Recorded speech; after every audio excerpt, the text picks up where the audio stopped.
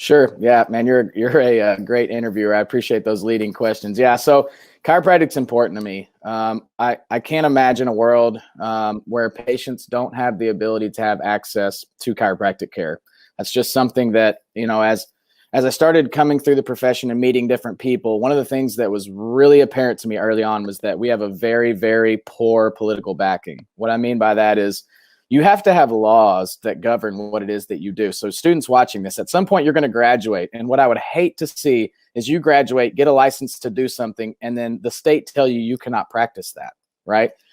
Because a lot of people will say, well, PT and chiro are the same thing. How are they different? How, is osteopathy the same as chiropractic? Now we have the illustrious osteopractors coming in that are whatever they are. And now PTs are getting certifications to adjust or manipulate. And so our identity as chiropractors has never been more important than it is right now. And so the only way you protect the identity of chiropractic is to have a political backing. You must have some sort of presence with the lawmakers that govern the law over the license you practice under, which ultimately trickles down to your boards of your states and that sort of thing. So, I'm currently the vice president of the International Federation of Chiropractors and Organizations, the IFCO. We really have one mission, and that's to protect the chiropractor's right to detect, analyze, and adjust vertebral subluxation. Why? Because that is what chiropractors do that nobody else can do. A PT cannot detect and locate and analyze vertebral subluxation. A massage therapist cannot do that. Only a chiropractor can do that, and chiropractors have been doing that since this profession was founded. You would understand that if, as a student, if there's one big takeaway, I ask that all students that are watching this pick up volume 14, the chiropractic textbook. It was written by Stevenson. It outlines verbatim, word for word, what chiropractic is and what it is not. Because if you understand what chiropractic is and then what it isn't, it will help you decipher between all of the silver bullets and things that are going to come at you in practice that may deter you from practicing chiropractic unbeknownst to you, right?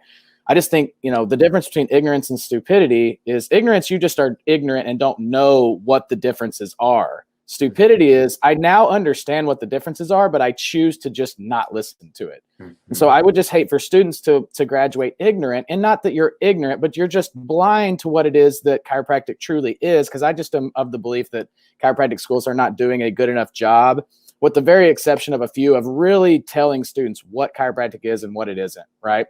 Mm. What is gained by chiropractic as established by the founders, and what is delineated as outside in, down above, right?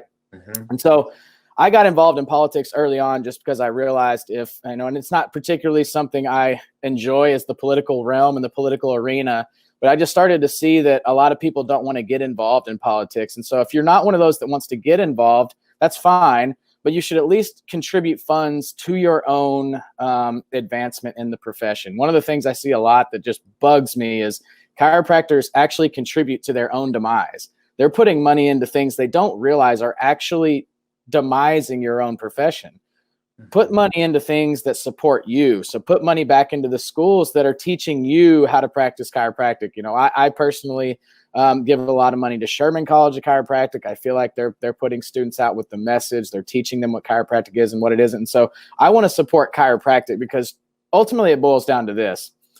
If you're not supporting chiropractic, why should it support you?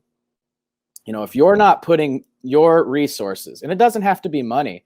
As a student, you can contribute. You can join the IFCO for a mere $50, and it is for your entire time you're in school.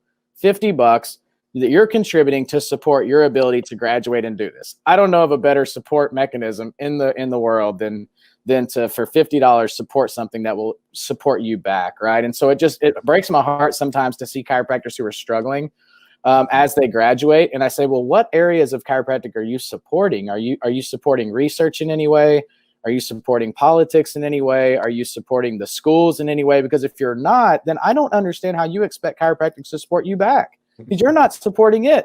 And the universe, and it's the way it works, is support's conditional. And you're only going to receive support in the very same way you're giving support. In the same way, if you're not giving referrals, you're not going to get referrals. It's a reciprocal relationship in any avenue. And I just try to live congruent. And along that process, somewhere along the way, I got the opportunity to serve in a way, to lead the organization and to lead into helping me sort of support the profession, and not expecting anything in return. But what I've found is the more I have supported these initiatives, the more I have gotten support back through my community and being able to help people and get more resource that I can then dump back into the profession.